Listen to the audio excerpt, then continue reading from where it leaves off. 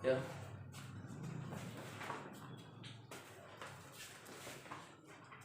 साथियों, मैं अरविंद आपका स्वागत करता हूं अरविंद सर क्लासेस पर। साथियों, आज हम कक्षा 10 का मैथ की एक्सरसाइज 1.4 को पढ़ाएंगे।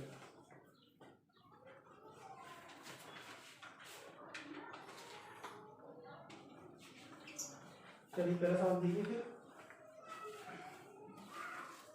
जी कह रहा है, बिना लंबी विभाजन प्रक्रिया किए बताइए कि निम्नलिखित परमेय संख्याओं के दशमलव प्रसाद शांत है या अशांत आवृत्ति है। मतलब भाग देना ना और बिना भाग दे बताना है कि ये शांत है या अशांत है। तो पहले समझ लो शांत क्या होते हैं और अशांत क्या होते हैं। अगर कुछ संख्या दी है अंश बटे हर के रूप में, अगर हम बाकी हर के गुणनखंड करें, हर के गुणनखंड बाकी 2 और 5 के रूप में बनाए, मतलब अगर कोई संख्या है बाकी हर के गुणनखंड करें, हर के गुणनखंड करें तो 2 की घात m इंटू 5 की घात n के रूप के हों, के रूप में हों, तो कैसी होगी? तो शांत, तो क्या शांत दशमलव होगी। कैसी होगी? शांत दशमलव या शांत होगी। ठीक है, शांत दशमलव होगी। अगर हर के गुणनखंड 2 की घात m इंटू 5 की घात n के रूप के नहीं है, के रूप में नहीं हो, तो अशांत दशमलव होगी। कैसी होगी? अशांत, यानी शांत नहीं होगी तो फिर वो कैसी होगी? अशांत होगी, अशांत दशमलव होगी।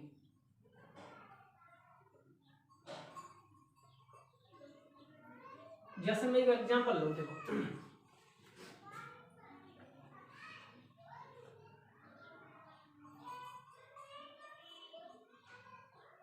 जैसे मैं तुम देखो 1/6। अब बताओ ये शांत दशमलव है या अशांत दशमलव? अशांत। अशांत है क्योंकि 6 के अगर हमने फैक्टर करे तो 2 गुणा 3 ही तो मिलेंगे। ये अंश है और जी क्या है? हर है। तो हर के फैक्टर करे हमने तो 2 इंटू 3 मिले, लेकिन मैंने कहा गई 2 और 5 के मिलने चाहिए। हम 5 आई? नहीं। 5 आई? नहीं आई। तो कैसी होगी फिर? अच्छा, एक एग्जांपल और लेते हैं।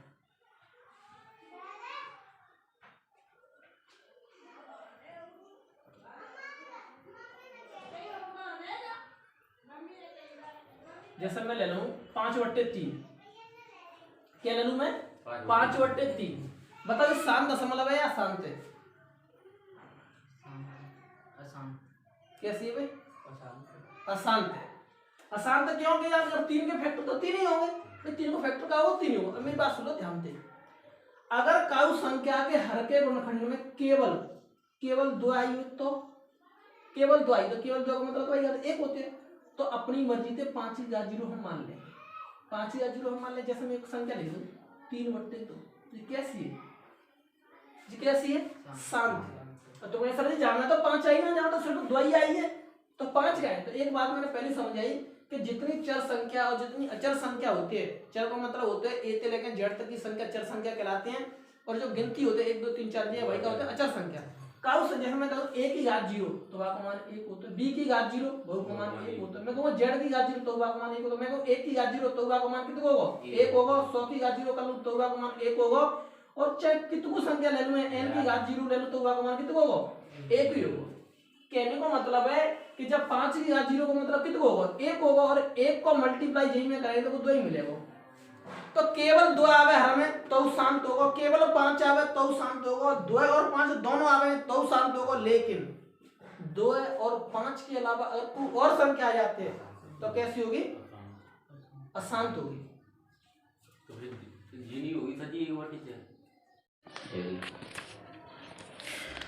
तो जगह मतलब समझ में आएगी शांत क्या होता है और अशांत क्या होता है। अगर हर के गुणनखंड का उस संख्या के करते हैं वो 2 और 5 के रूप के मिले, मतलब 2 के क्या आवे? m और n को मतलब का है प्राकृत संख्या है। अगर 2 के चाहे 2 के 2 आवे, 3 आवे, 4 क्या आवे, और ऐसे 5 के क्या आवे हर में 1 आवे या 1 तो ज़्यादा है तो कोई दिक्कत ना। तो वे शांत दशमलव होंगे। ठीक है, 2 को केवल 1 आवे तो शांत होगा, 5 को 1 आवे तो शांत होगा, दोनों आवे 2 और 5 के तो वे शांत होंगे। लेकिन 2 और 5 के अलावा कोई और वैल्यू आते हैं तो वे अशांत दशमलव होंगे। तो देखो चलो प्रश्न पर चलते हैं, ठीक है।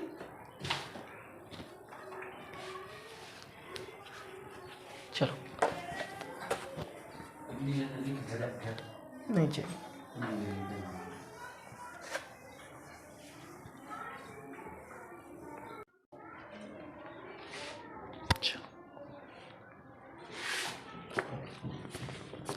चलो पहला सवाल देखते हैं पहले, ठीक है। जैसे पहला सवाल दो है 13/31 25 है। ये 13/31 दो है। तो अब ये पूछ रहा है कि संख्या शांत दशमलव है या अशांत दशमलव है। तो बिना भाग दे बतानी है शांत दशमलव या शांत दशमलव है, तो हम क्या करेंगे, हर के गुणनखंड करेंगे। तो पहले हर के गुणनखंड कर लो। और इतनी बड़ी संख्या के हम डायरेक्ट तो याद ना, तो निकाल लो फैक्टर दी थे 31/25 के हमने क्या करें, गुणनखंड निकालते हैं। गुणनखंड तो निकाले करने पर आते होंगे, ठीक है। तो देखो क्या को दें, 5 6 7 8 9 10 11 रहे हैं, तो 3 को तो जाएगा नहीं, तो क्या को जाएगा 5 को। 5 6 30 बचो 1 12 है 5 दूनी 10 बचे 2 और 5 25। फिर 5 थे 5 1 5 बचो 1 12 5 दूनी 10 5 25। फिर 5 थे 5 दूनी 10 5 25। फिर 5 थे और 5 25। फिर 5 थे 5 1 5। जाको मतलब है अगर 31/25 के हमने गुणनखंड करे तो क्या मिले भाई, 1 2 3 4 5, यानी 5 5 के क्या मिले, 5 मिले। अब मैंने कही केवल 5 आवे तो कैसे होगा, शांत होगा। अगर तुम जावे ना ने तो अपनी मर्जी से चाहे तो तुम जाके 2 की घात 0 अपनी मर्जी से हम जोड़ सकते हैं, क्योंकि 2 की घात 0 को मतलब अभी मैंने बताओ 1 होता है। और 1 को मल्टीप्लाई 5 की घात 5 में करें तो भी 5 की घात 5 ही आएगा, नहीं आएगा। तो यहाँ को मतलब है तो 2 और 5 दोनों आ रहे हैं, या केवल 5 हुआ तो भी है। तो कैसी है, शांत दशमलव है, शांत दशमलव है, दशमलव। क्या बात समझ में आई, उतारो।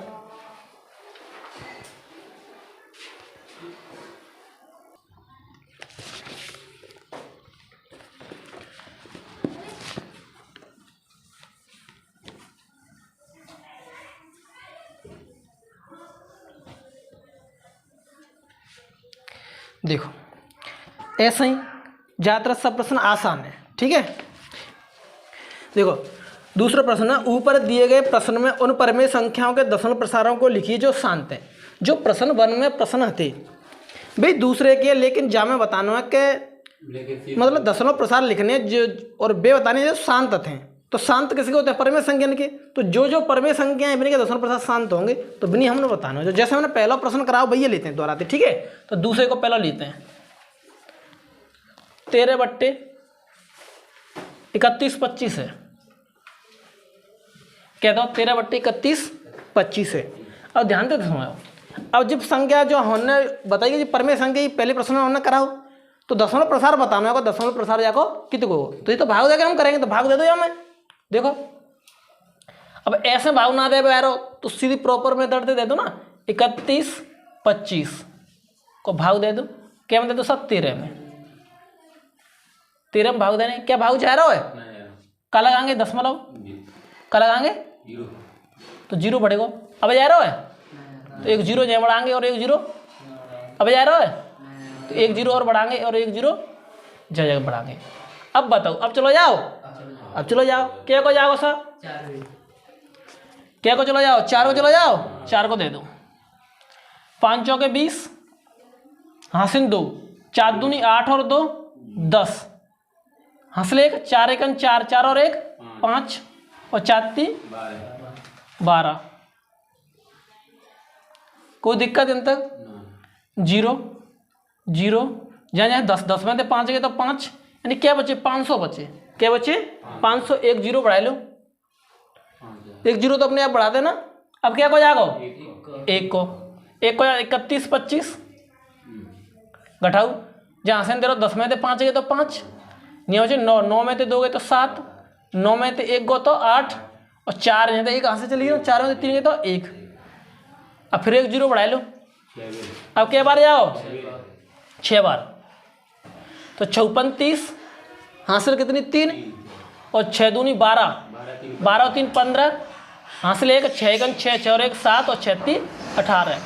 देखो यानी शांत दशमलव होगा उस संख्या को तो वहाँ को शेषफल 0 आवेगा, और शेषफल 0 हमेशा परमेय संख्या को आता है। स्वयं अपरमेय संख्याओं का मुझे शेषफल 0 नहीं आगो तो दशमलव प्रसार का आएगो जरा तो दशमलव 10 प्रसार बराबर 0.00416। क्या बात समझ में आई? उतारो।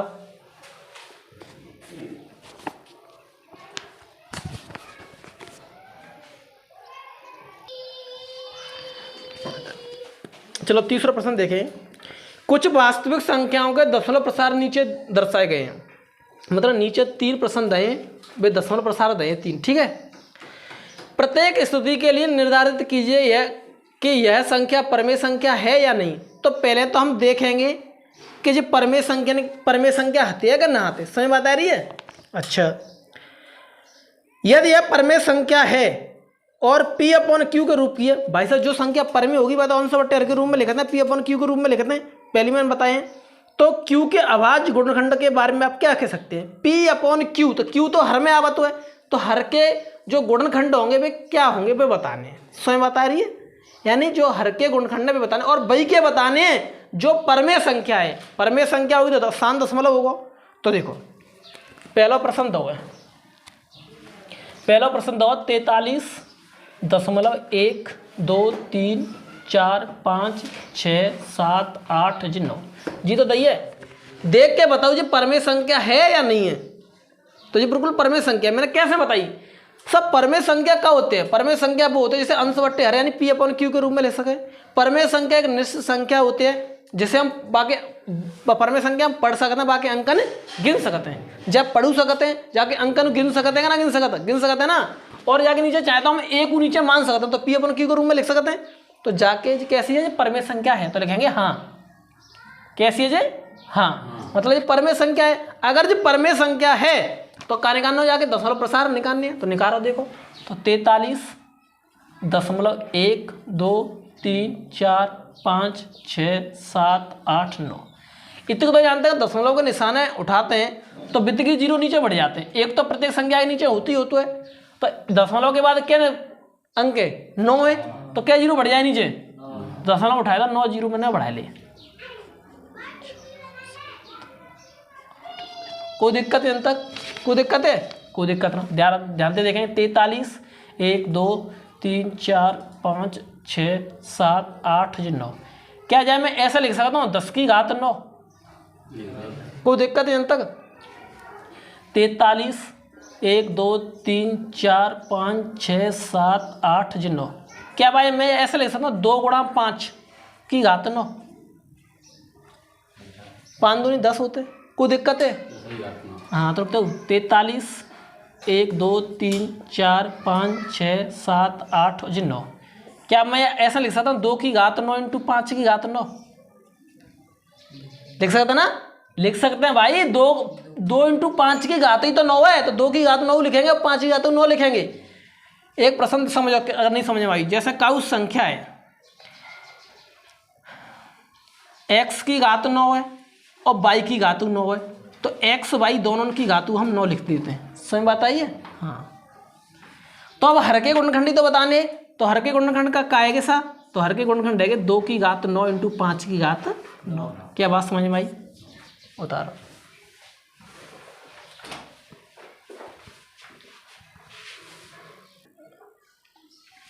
चलो देखो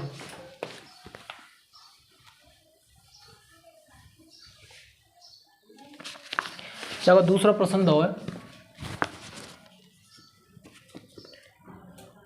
0.120120000120000 और डॉट। अब पहले तो जी बताना होगा कि शांत मतलब परमेय संख्या है या नहीं है। तो मैंने क्या समझाई कि परमेय संख्या वे होते हैं जिसे अंश बट्टे हर के रूप में लिख सकें और परमेय संख्या एक निश्चित संख्या होती है जिसे हम पढ़ सके बाकी अंकन गिन सकें। क्या जाके तुम अंकन गिन सकते हैं या संख्या पढ़ सकते हैं? ना पढ़ सकते। क्यों? डॉट डॉट में कापा तो आगे कौन से अंक आ रहे हैं मालूम है। तो एक निश्चित संख्या ना कैसी अनिश्चित है, ये एक परमेय संख्या नहीं है, एक अपरमेय संख्या। तो लिखेंगे नहीं, तो एक परमेय संख्या नहीं है। ठीक है। तो अगले प्रश्न पे चलेंगे, तीसरे पे। तीसरा प्रश्न दो 43.12 3 4 5 6 7 8 जी 9 और आप लगाओ 12। अभी मैंने एक प्रश्न को एग्जाम्पल के माध्यम से तुम समझाए कि जिस संख्या पे 12 लगो तो आपको मतलब आगे कौन से अंक आवेंगे। तो हमें मालूम है कि आगे 1 2 3 4 5 6 7 8 9, फिर 1 2 3 4 5 6 7 8 9, फिर 1 2 3 4 5 6 7 8 9, यानी बार बार हम अब जाके हम संख्या पढ़ सकते हैं और बता सकते हैं कि हाँ जाके आगे कौन से अंक आवेंगे। तो जी कैसी संख्या है जी, परमेय संख्या है, तो लिखेंगे हाँ। क्या लिखेंगे हाँ। तो देखो, तो पहली कंडीशन में बताऊं, एक जी कोष्टक होता है, फिर जी कोष्टक होता है, फिर मझला कोष्टक होता है, फिर बड़ा कोष्टक होता है। तो एक कोष्टक उठाएगा तो जानता है पहले जी उठेगा, और तो यहाँ था ना, तो ये 12 को जो होता है कोष्टक ही होता है, ठीक है। तो एक पहली लाइन में हम जहाँ उठाए देंगे, तो देखो सॉल्व करते हैं 43.1 2 3 4 5 6 7 8 9 हटेगा को। अब देखो ध्यान दीजिए, पहला ही प्रश्न बनेगा कि नहीं बनेगा, पहले ही प्रश्न बनेगा। जैसे पहले सॉल्व करो ऐसे ही सॉल्व कर दो। 43 1 2 3 4 5 6 7 8 जी 9 और क्या दशमलव बाद क्या अंक है 9, तो 9 जीरो बढ़ेगा 1 2 3 4 5 6 7 8 9। तो 43 1 2 3 4 5 6 7 8 9 कैसे लगाएंगे 10 की घात 9। तो 43 1 2 3 4 5 6 7 8 9 और 2 गुणा 5 की घात 9। तो 43 1 2 3 4 5 6 7 8 9, 2 की घात 9 इंटू 5 की घात 9। तो हर के गुणनखंडी तो बता नहीं, तो काय हर के गुणनखंड 2 की घात 9 इंटू 5 की घात 9। क्या बात समझ में भाई, बता लो।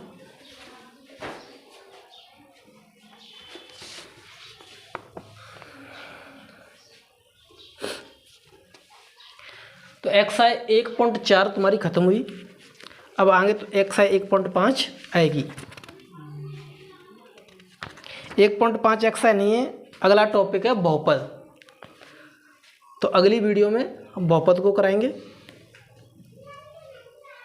और आज के लिए इतना ही काफी, ऐसा चला करेगी, सही बात आई। सही है।